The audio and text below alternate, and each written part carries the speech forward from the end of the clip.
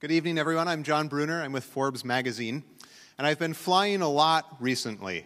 And over my last few flights, I've paid special attention to the airline announcements that we hear when we're in the sky. These are the sorts of important messages that include things like the safety spiel about buckling your seatbelt, as well as messages from the cockpit about how we'll be cruising along at 39,000 feet, and the ceiling is broken at 2,000 feet with winds out of the west at 14 knots. So on a recent 6-hour flight from San Francisco to New York, I recorded my entire time on the airplane. I transcribed all of the announcements and I put it into a database so I could see something about how this kind of information works. Here's the full transcript. It's 3,300 words long. We listened to 3,300 words during this 6-hour flight. This is color-coded by speaker.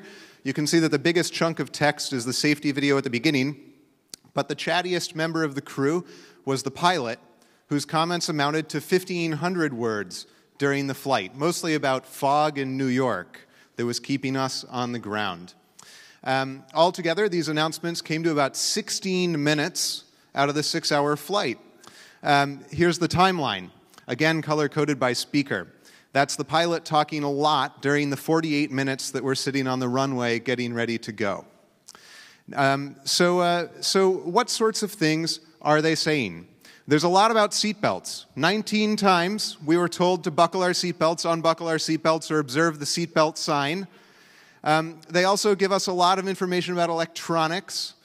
12 times we are admonished to turn off our electronics or to put our electronics in the off position, as they say on airplanes, or that we could use electronics or would be able to use electronics at some point in the future.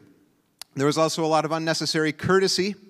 9 times we were addressed as ladies and gentlemen during the flight. Now, the thing about this sort of information overload is that few people listen. When we hear these things, we tune them out immediately. And that's a really inefficient way of communicating information. When you give the most possible information to your entire audience and let the people who aren't interested tune it out. There are 3 reasons that we tune this out. First of all, it's repetitious. This is a line we've heard on every flight we've ever taken. To fasten your seatbelt, slide the metal end into the buckle. You can recite this in your sleep.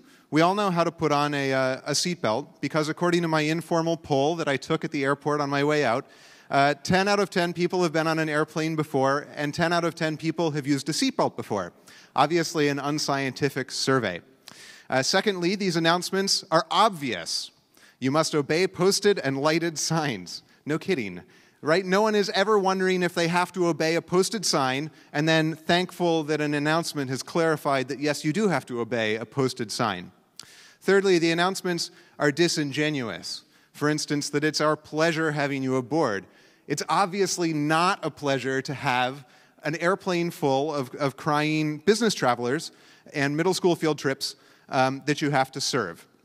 So we tune out these announcements for all of those reasons. And in response, the flight crews come up with ways of speaking that try to get our attention. For instance, what linguists call do support, which is a familiar construction. We use it to emphasize, to express truth in something. For instance, our in-flight service does consist of 2 carts, which is an essential reaction to the implicit negative question, your in-flight service doesn't include 2 carts, does it? So they use these emphatic structures to try to get people to pay attention. They also pad things out and say things in unnecessarily complicated ways. For instance, at this time instead of now, or we do kindly ask instead of please. These, though, have the undesired effect of causing people to tune out even more, because it takes 3 times as long to say, we kindly ask you to please make sure your tray tables are put away, as it does to say, please put away your tray tables. And so people tune out even more. It becomes a vicious cycle of tuning out and inefficient language, and in the end we end up with monstrosities like, we do realize you had a choice of air carriers, and we're happy that you did come along with us for today's flight. So the moral of the story is, don't overload your listeners, and they will listen to you. Thanks.